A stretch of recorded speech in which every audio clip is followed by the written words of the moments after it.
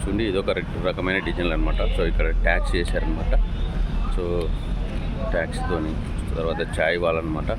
So ఇక్కడ tea చేస్తున్నట్టుగా. So ఇక్కడ వచ్చేసి రకరకాల బొమ్మ తయారు చేయడం జరిగిందనమాట.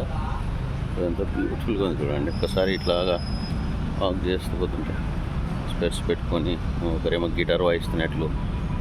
సో పిల్లలు బాగా ఇష్టపడతారండి ఇది.